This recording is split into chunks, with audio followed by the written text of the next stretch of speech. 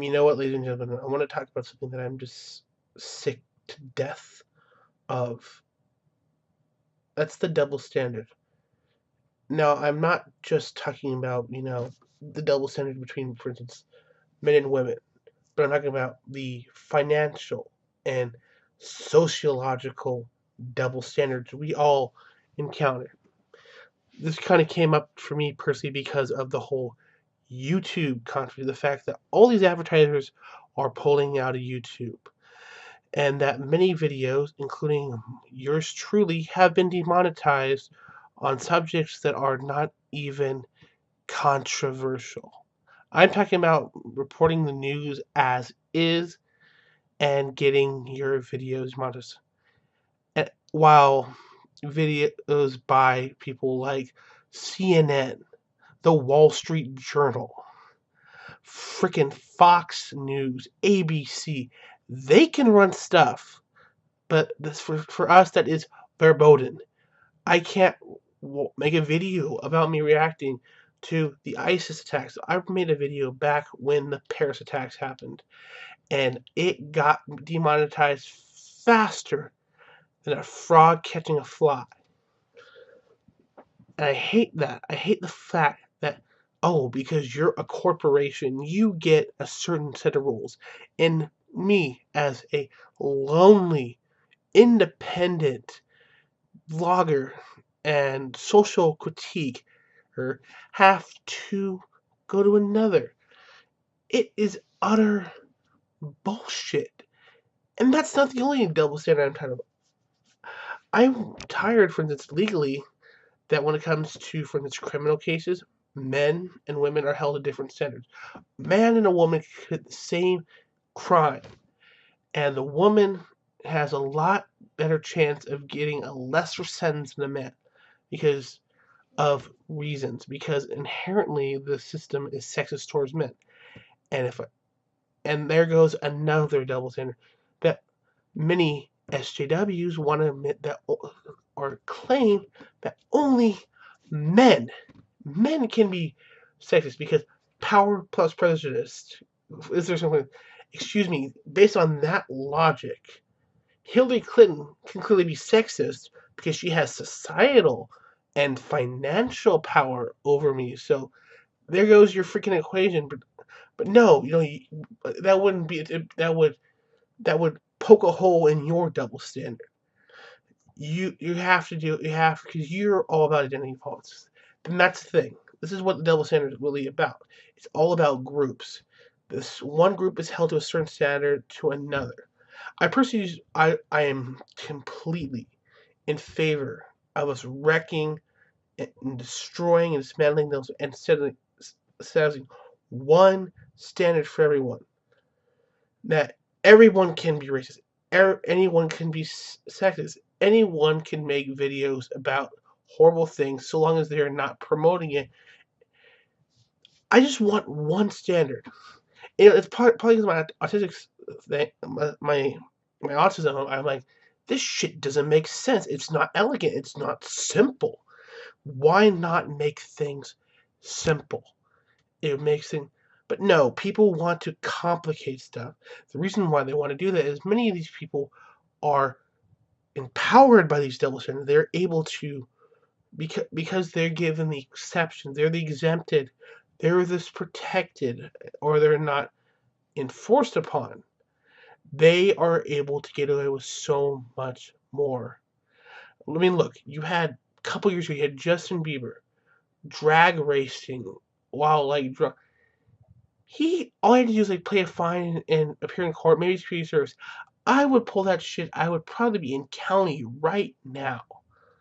That's the kind of bullshit I'm talking about. The fact that from celebrities, they get their double standards. And I'm not an anarchist or whatever. I just want to see the law and societal standards enforced on everyone. For instance, if a man and a woman are fighting, I think it's utter bullshit where she starts beating on him and no one does it but laughs.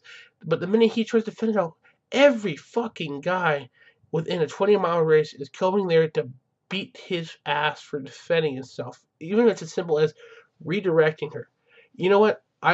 I'm anti-violent, so I would be, I hate to say it, I would be the guys saying, go, whoa, whoa, whoa, you two get in your corners, and I want you to freaking think. I'm gonna put them in a fucking timeout. I am sick and tired. Because violence is violence is violence, and I hate that.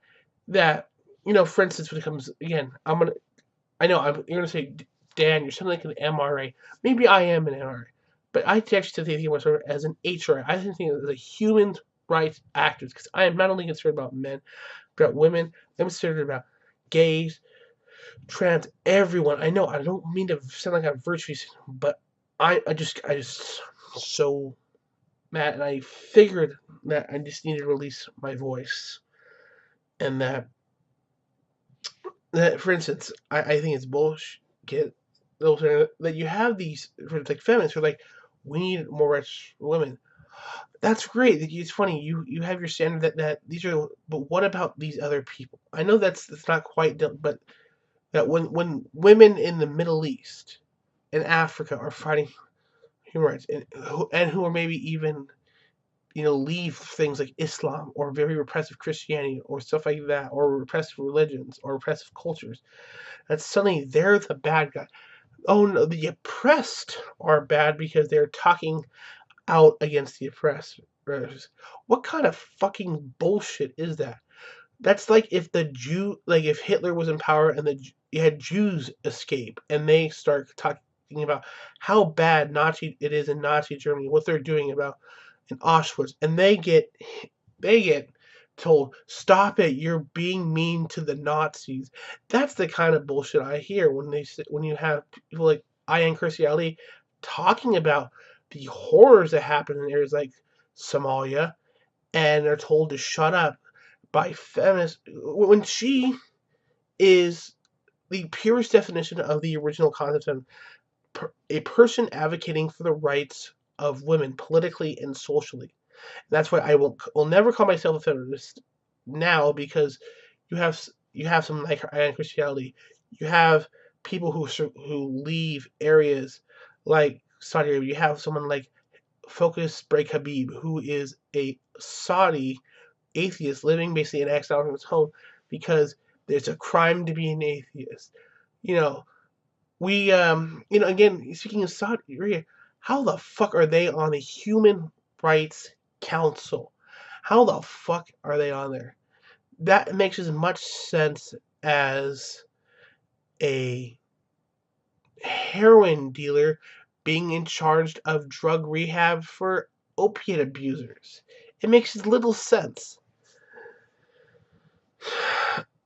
I, I hate, and this is, again, I am just venting, and I think that's all I gotta say. I really, again, if you're about the abolishment of double standard and making a whole kind of universal, like, I understand the concept of there being some slight exceptions.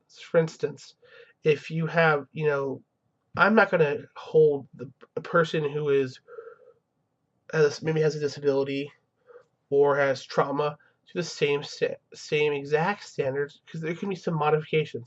But the problem is, once we are having a whole new set of rules for people, that's wrong. When you start having rules that are set up to give opportunity, sorry, rules that are set up to give